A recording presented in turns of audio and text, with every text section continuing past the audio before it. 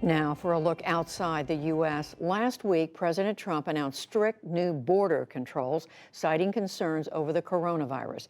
Officials will now turn away most migrants entering the country from the southern border. That includes people fleeing violence, even if they come legally and show no signs of being sick. Jean Guerrero of member station KPBS spoke to families stuck in limbo at the country's busiest land border crossing just south of San Diego, in Tijuana. This family from Michoacan, Mexico, wants to ask for asylum in the U.S. Last week, after 7 months on an asylum wait list, it was finally their turn to enter and start pleading their case. But when they came to the port of entry, they learned the border had been shut down because of the coronavirus. They asked us to hide their identities for safety reasons. We're escaping a place where you can't really live. They extort you, and if you don't pay, they kill you.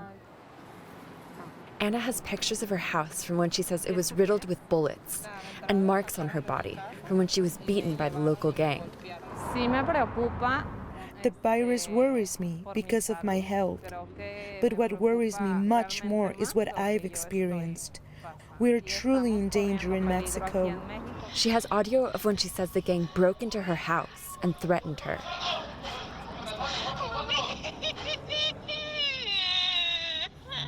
The family and tens of thousands want refuge, but they're stuck in Mexico.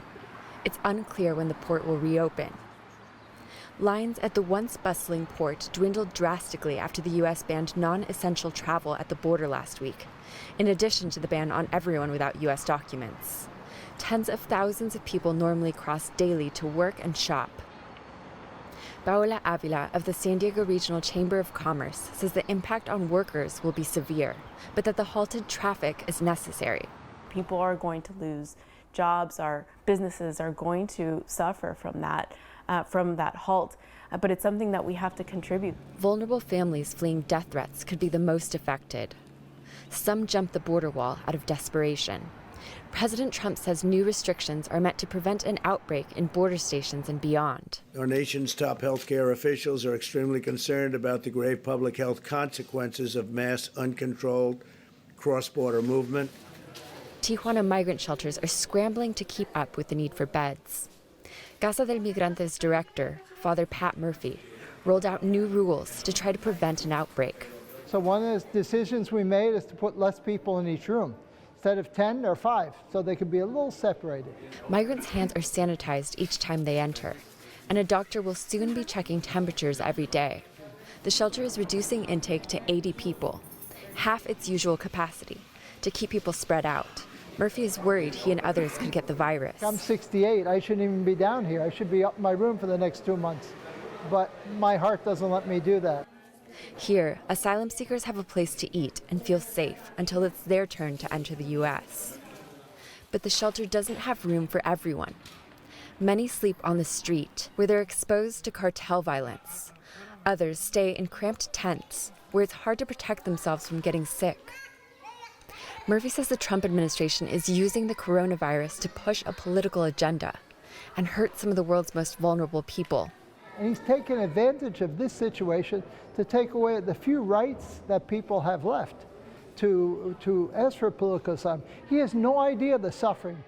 But the acting secretary of the Department of Homeland Security, Chad Wolf, says the decision to turn these people away is based on input from the nation's top health leaders at the Center for Disease Control and Prevention. The CDC director has determined that the introduction and spread of the coronavirus in the department's border patrol stations and detention facilities presents a serious danger to migrants, our frontline agents and officers, and the American people.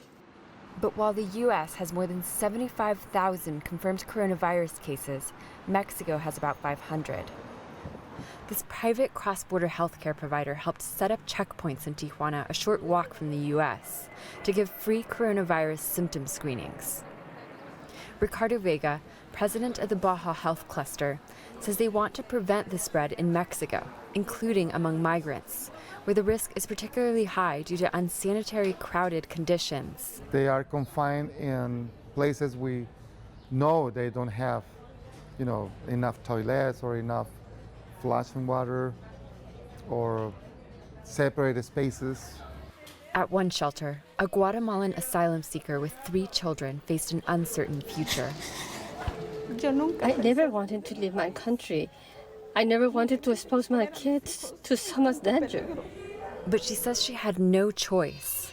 The people threatening to kill her family in Guatemala were scarier than the coronavirus. For the PBS NewsHour, I'm Jean Guerrero in Tijuana.